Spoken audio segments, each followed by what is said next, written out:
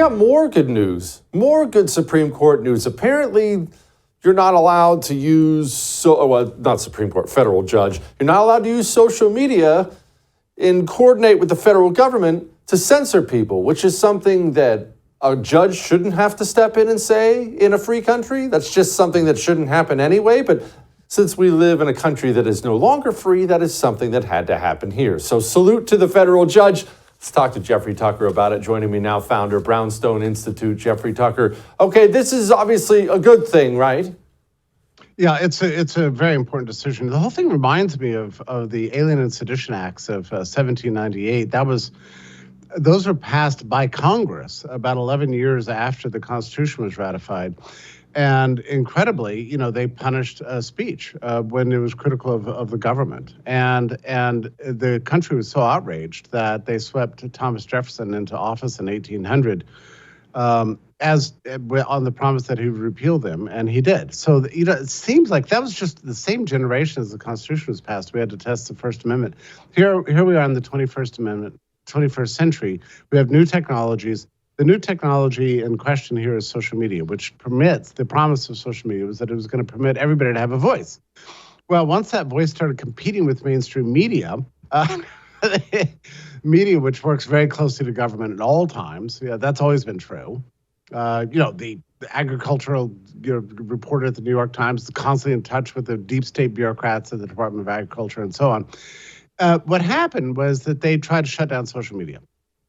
And that began in earnest, really, in 2020, where the deep state bureaucrats, now these people are elected, there was no law passed, right? It was just, you can't say this, you can't say this. They started working very tightly with social media people. We have now hundreds, really thousands of documents. In fact, the Biden administration has bragged about it. Jen Psaki used to brag about it all the time. Biden himself threatened Facebook personally. You remember his comment that they have to shut up because they're killing people? Well, that turns out to be just the beginning. They've been doing this all along. Very close working relationship. So anytime the government saw a post they didn't like, they would write Twitter or LinkedIn. There are something like 12 different social media platforms in question here, and say, we got to get rid of this guy. You can't say that about masks. You can't say that about vaccines. Lockdowns were great. Don't discuss Hunter Biden's laptop, and so on it went. And this went on for the better part of 2 years and longer, really 3 years. Well, we finally found some plaintiffs in the case. They happen to be mostly associated with the Brownstone Institute, Martin Kulldorff, Jay Bhattacharya, Aaron Kheriaty. And it was litigated and complete with depositions from Fauci and so on. So finally, the judge has acted.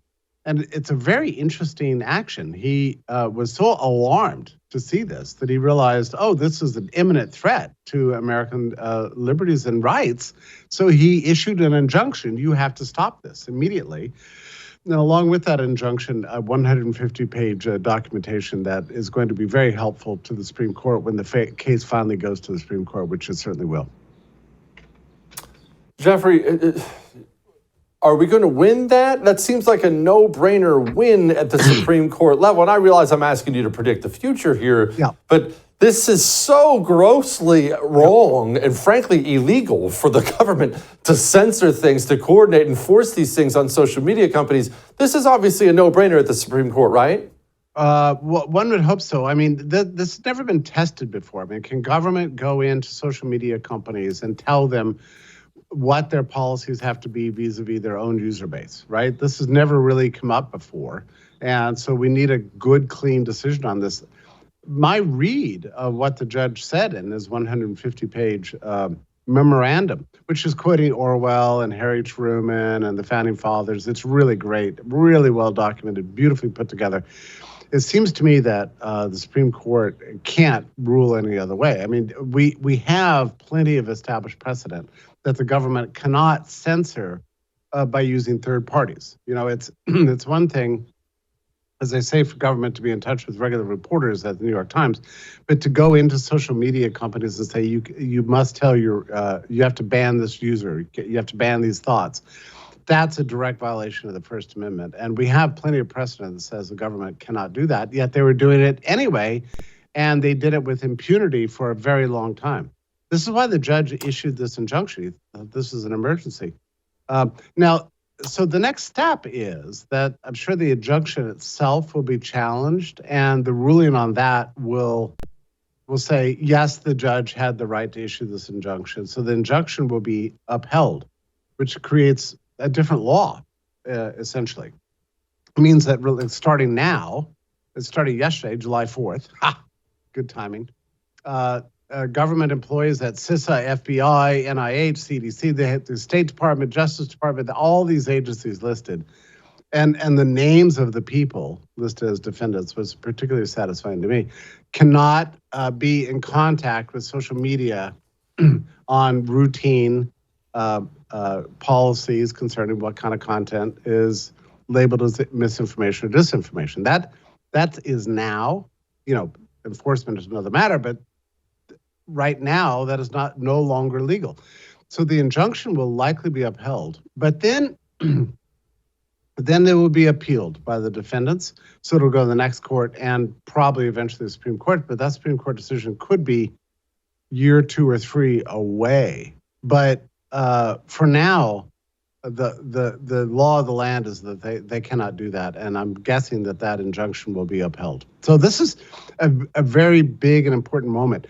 Now, Jesse, there are a lot of people out there, regular people, who they're not even aware that this has been going on. They've had their accounts throttled, taken down, they've had their LinkedIn profiles destroyed, or they're just innocent readers of Mark Zuckerberg's Facebook and don't know that the whole thing is being curated by government officials and their algorithms, or outsourced to a third party like the fact checkers. In other words, they haven't known that the information that they've been getting from independent social media companies is actually government propaganda. They haven't known this. Well, now they probably know it because this case has received a tremendous amount of attention. And it's going to change the way that people think about social media. They're going to have to go out of their way to assure their readers that they can be trusted. Because as of yesterday, we now know we've lived for almost 3.5 years with a heavily censored social media world, and a lot of people didn't really know that. It's going to, on one hand, it's very good news. On the other hand, if you needed any one thing to increase people's suspicion and lack of trust in our official institutions, this is definitely a case. So I'm glad that the information is out there. You and I have been trying to draw attention to this for a very long time. Well, now it's out in the open. Yeah, creepy, but good. Jeffrey, thank you so much, sir. I appreciate it. Okay, my pleasure. Thank you. Are you tired of watching your beloved nation fall prey to the insidious grip of communism? The Anti-Communist Manifesto by Jesse Kelly is the ultimate guide to fighting back against this destructive force. Discover the shocking truth about communism infiltrating our education system, corporations, and even environmental movements. Unmask the true agenda behind groups like Antifa and Black Lives Matter and learn how to protect the United States from the most malicious enemy. With extensive documentation of past atrocities, you'll see the undeniable danger posed by this ideology. Arm yourself with knowledge and join the fight to preserve the American way of life. The Anti-Communist Manifesto, a new must-read book from Jesse Kelly. Get your copy today at jessekellybook.com or wherever books are sold.